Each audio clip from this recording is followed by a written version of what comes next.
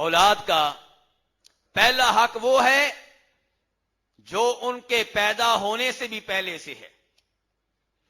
ابھی دنیا میں نہیں آئے ہوتے، اس سے پہلے ہی ان کے والدین پہ ایک ذمہ داری عائد ہوتی ہے.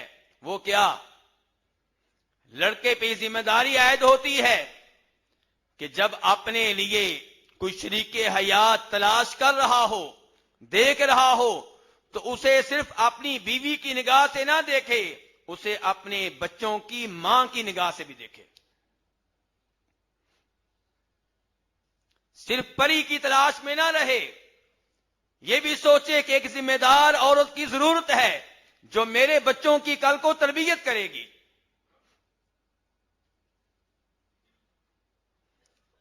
اور اگر آپ کو کوئی ایسی لڑکی مل رہی ہے جو بہت تعلیم یافتہ ہے، نہایت حسین و جمیل ہے، قد و قامت کے لحاظ سے بہت اچھی ہے، اسے دیکھ کے آپ کو سکون ملتا ہے، لیکن رب العزت کے ساتھ کفر و شرک کا ارتکاب کرنے والی ہے، اللہ کے علاوہ اوروں کی عبادت کرنے والی ہے، تو ایسی لڑکی سے نکاح کرنے کی اجازت نہیں ہے. وَلَا تَنْكِحُوا الْمُشْرِكَاتِ حَتَّى يُؤْمِنْ، مشرک لڑکی سے نکاح کرنے کی اجازت نہیں ہے جب تک کہ مسلمان نہ ہو جائے، مومن نہ بن جائے، کلمہ نہ پڑھ لے. اللہ نے فرمایا یہ معاملہ اتنی اہمیت رکھتا ہے کہ ایک طرف وہ مسلمان لڑکی آپ کو مل رہی ہے جو مسلمانوں میں سب سے کم تر ہے، اور دوسری جانب آپ کو کافروں کی، مشرکوں میں سے وہ لڑکی مل رہی ہے جو سب سے اعلیٰ ہے، تعلیم کے لحاظ سے، حسن و جمال کے لحاظ سے، مال کے لحاظ سے، خاندان کے لحاظ سے. فرمایا اس سے نکاح کرنے کی اجازت نہیں ہے. یہ جو مسلمانوں میں کم تر لڑکی سمجھی جا رہی ہے، یہ اس اعلیٰ ترین لڑکی سے بہتر ہے.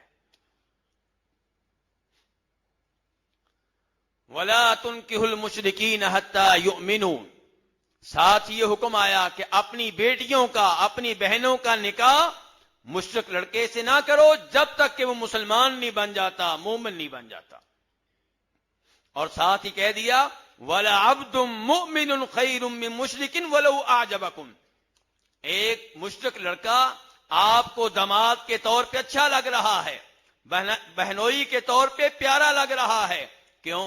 تعلیم یافتہ ہے، اس کے پاس بہترین رہائش ہے، اس کے پاس بہترین کاروبار ہے، لیکن اللہ کے ساتھ اوروں کو شریک کرنے والا ہے. فرمایا اسے بیٹی کا رشتہ نہیں دینا، اسے بہن کا رشتہ نہیں دینا. اس کی جگہ پہ چاہے آپ کو ایسا مسلمان لڑکا مل رہا ہو جو مسلمانوں میں کمتر ہو، اس کمتر پہ گزارا کر لیں، لیکن اس مشرک کی جانب نہ جائیں. نبی علیہ الصلوۃ والسلام ارشاد فرماتے ہیں کہ کسی بھی عورت سے نکاح کے اسباب 4 ہوتے ہیں.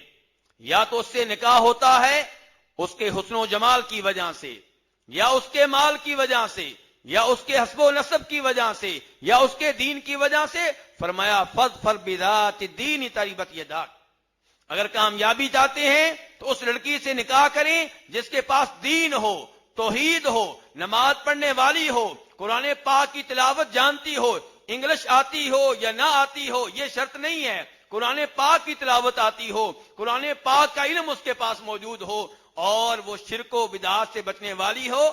فرمایا اس لڑکی سے آپ نکاح کریں. اگر توحید کے ساتھ ساتھ، دین کے ساتھ ساتھ باقی خوبیاں بھی موجود ہیں، حسن و جمال موجود ہے، اچھی بات ہے، مال موجود ہے، اچھی بات ہے، لیکن بنیادی شرط کیا ہے؟ دین. تو یہ لڑکے کو ترغیب دی جا رہی ہے کہ اپنے بچوں کی ماں وہ منتخب کریں جس کے پاس دین ہو.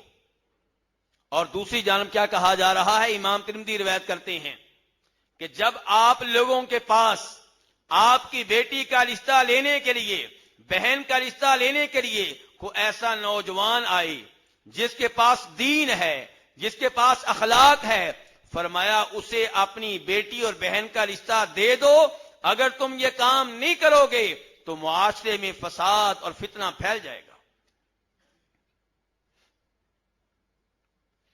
تو لڑکے کا کام یہ ہے کہ اپنے بچوں کے لیے ایسی لڑکی کا انتخاب کرے جو بچوں کی بہترین ماں بن سکے، جو بچوں کی دین کے مطابق تربیت کر سکے. اور لڑکی کو چاہیے کہ جب اس کا باپ، اس کا بڑا بھائی اس سے رابطہ کرے اور بتائے کہ فلاں جگہ پہ ہم تیرا رشتہ کر رہے ہیں، تو اس لڑکے کا انتخاب کرے جس کے پاس دین کی دولت ہو. یہ حق ہے کس کا؟ اولاد کا. اور یہ اولاد کا وہ حق ہے جو ان کی پیدائش سے بھی پہلے سے